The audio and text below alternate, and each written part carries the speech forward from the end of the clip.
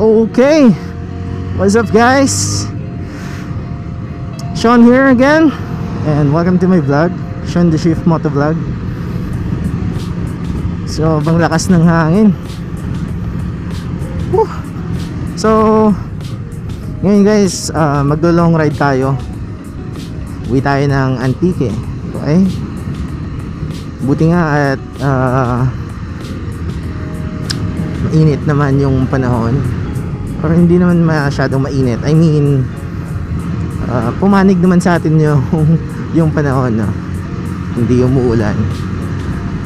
So, yun nga, naalala ko kagabi habang nagtatrabaho ako, yung mga office mate namin sa Manila, or yun, basta sa Luzon. So, hoping na okay na sila ngayon, no? Kasi tinanong ko yung isa namin kasama kanina, wala na masyadong hangin dun, pero umulan pa rin. And so yun, dapat sa mga ganitong klase ng bagyo guys, dapat lagi tayong handa. Make sure na we have enough food, okay? At of course, safety first. Kasi yung iba doon halos ilipad na yung ng hangin yung mga bubong nila, or meron nang ang nilipad eh. So yun lang, ingat tayo guys palagi. Safety first, yun. Okay? So ngayon, dito pa lang tayo sa Circumferential Road. I mean, C1 ba to? C1? Yan, C1. Akala nyo, sa Manila lang meron nun, ha? Meron mong C1 sa Manila? C5? Ewan? Marinig kita sa mukha eh. Nag-i-embeto na naman ako. Yan guys, hindi ko alam, no? Pero marami ako naririnig na wind noise dito sa loob ng helmet. And I think baka ganun din sa microphone. So pagpasensyahan nyo na. Ayan, nasa 82 nga lang yung takbo ko eh. And well, dito sa Iloilo, umulan rin naman nung expected landfall ng bagyo kaninang 1 AM 1 AM oh 1 AM ata yan.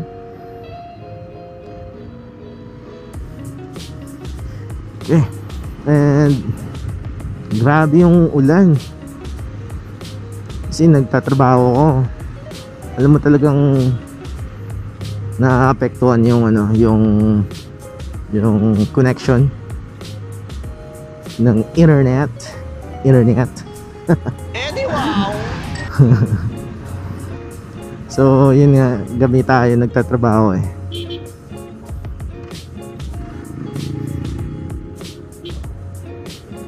Uy, grabe. So yun, I think tuloy ko na lang mamaya ulit kasi medyo maraming truck ngayon. Ewan ko ba kung bakit. So yan,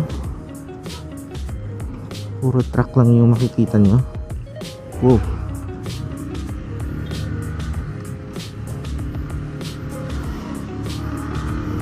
And yun nga,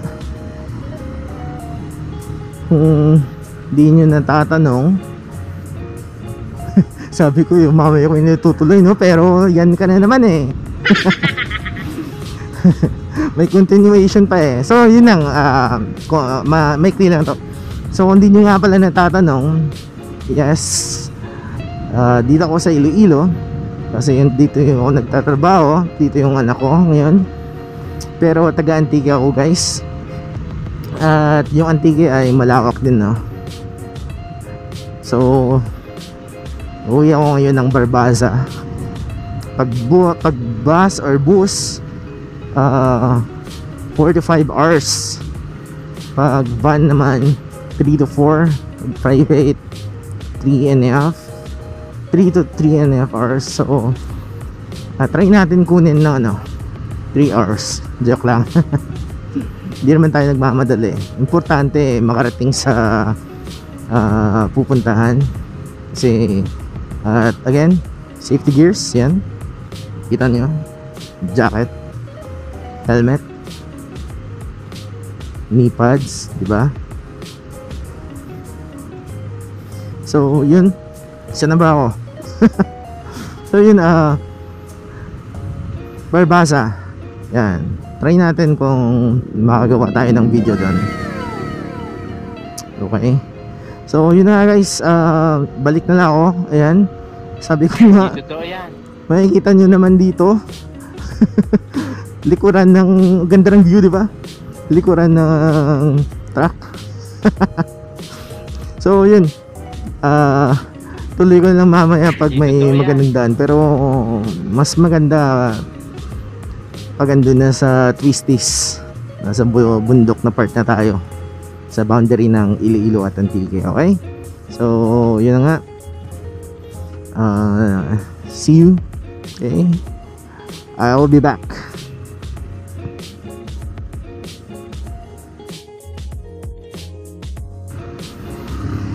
Okay, so dito na tayo ngayon sa Miagao.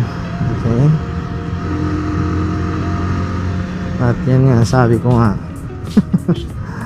parang uulan.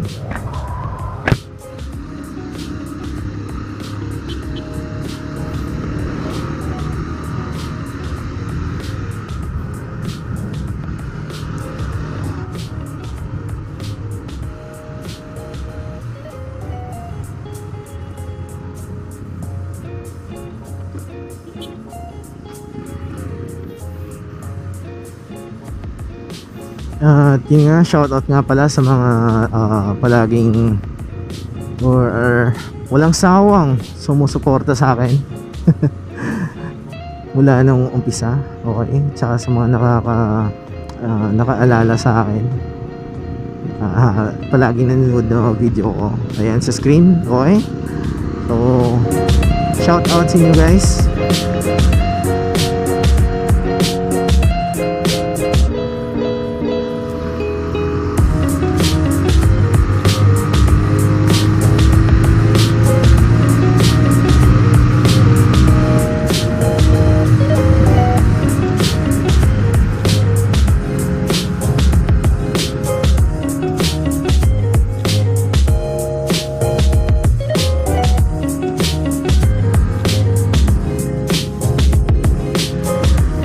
Yan, dito na tayo sa yan, Miagao Church, one of the oldest. Oh, ganda, di ba?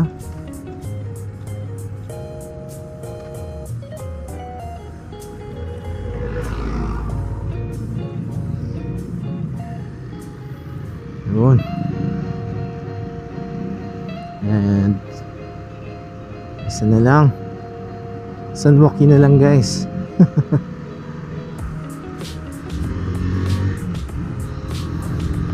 Kung makikita niyo dyan sa new normal tour sa Iloilo, I think sa part 1 dun yung UP. Ayan, dito yung UP Miagao. Napakalaking campus dyan guys, hanggang dyan. Ayan, UP Miagao pa yan, UP Visayas.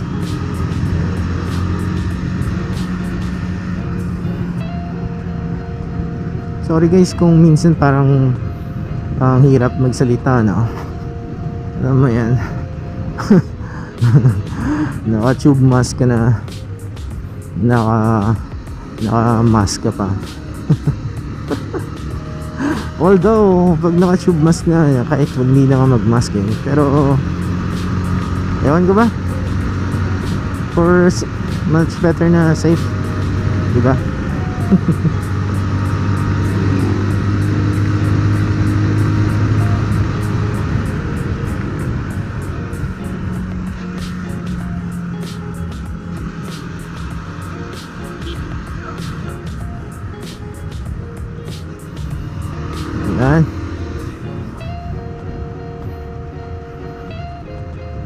So yun nga, matagal-tagal din ako hindi nakauwi, no? I think last time na umuwi ako was September ba yun or August? So September, October, November, yan, 2 buwan. Kung hindi yung September, kung August, edi 3 buwan, 3 months, diba?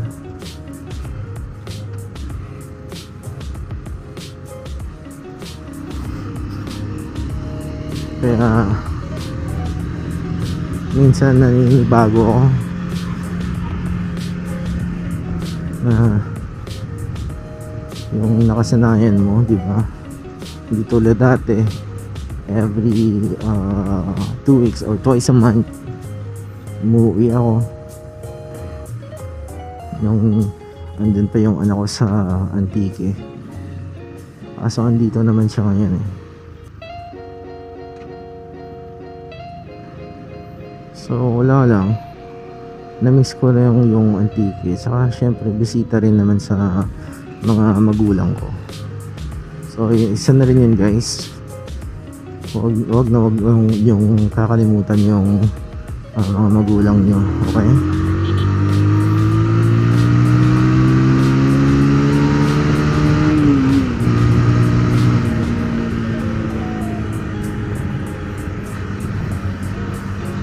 Never take ano ba yan? Yung saying na yun? Gunggong! Barinig kita sa mukha eh! Nabobobo na naman ako, guys. Ano ba yan? Never have your parents taken for granted. Basta ganun. Paano masabi?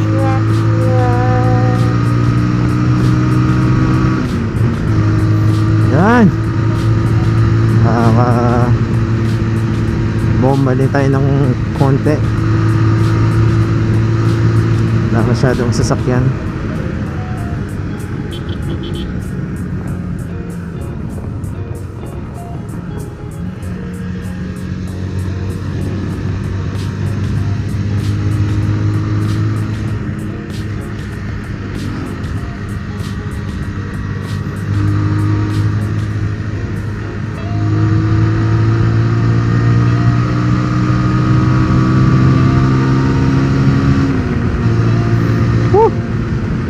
Sarap.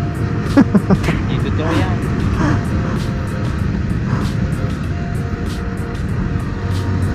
Parang nakakain na ako ng masarap na ulam, no? Ayan.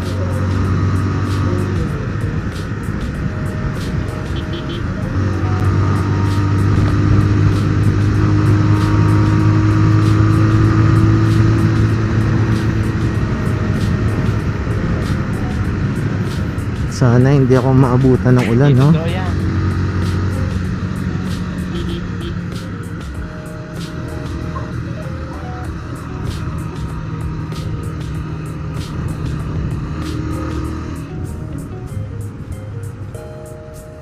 Yan. Grabe. So, di ba nga, sabi ko, lagi tayong alerto sa daan. Ingat po kayo, kuya. Kita nyo yun, guys. Hindi man lang nag-signal light o sumenyas man lang. Eh, kung mabilis yung takbo ko, di ba? So, again, let's always ride safe. Para makauwi pa tayo sa ating mga pamilya, di ba?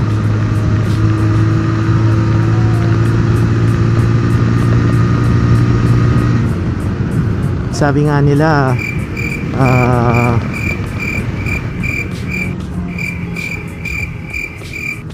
ride with your capacity to drive. Don't drive with the capacity of your bike, di ba? Or motorcycle. Hindi porket na 1000cc ka by uubusin mo na yun.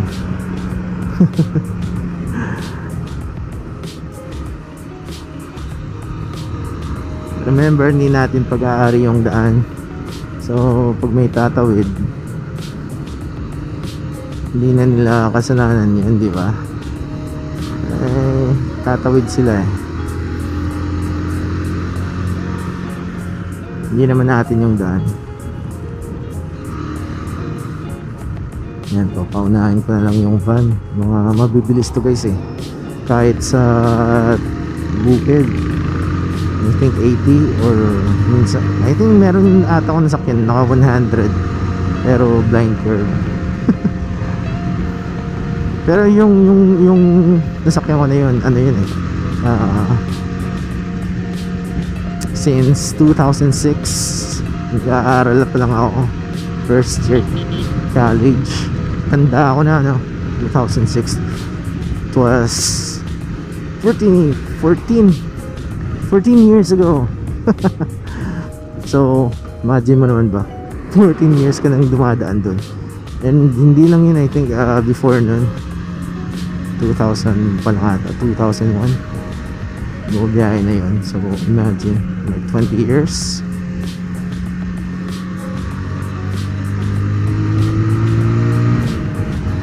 Memorize na yung daan.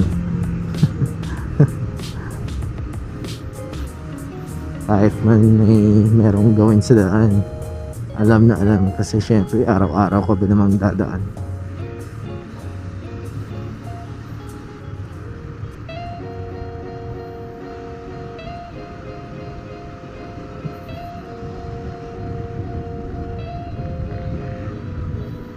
Wow, grabe, wala na talaga tong ano guys, yung suspension. Ramdam na ramdam ko eh. Uy doggy, yan.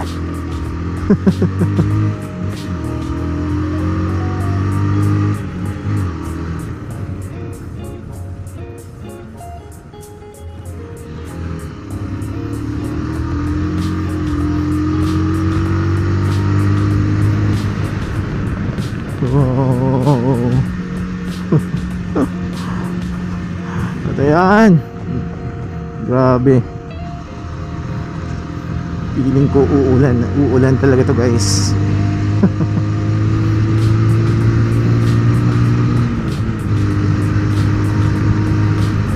Ulan ka lang.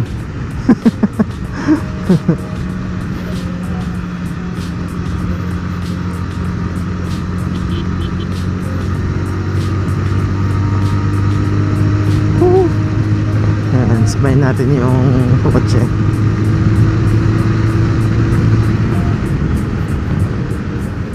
Minsan like for example 5 AM guys, 5 AM yung labas ko sa trabaho, yung out ko. Minsan dumidiretso ako ng uwi. So imagine mo yun, wala kang tulog for, yun nga, umuulan na nga. For example, the day before that, nagising ka ng 11 in the morning. So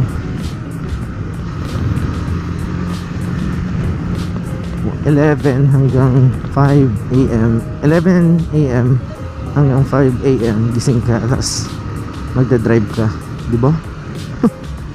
So yan, ginagawa ko minsan. Nagkaka-concert sa sa helmet ko, kumakanta lang ako. At yan na nga, eto na yung Ulacan. Oh no.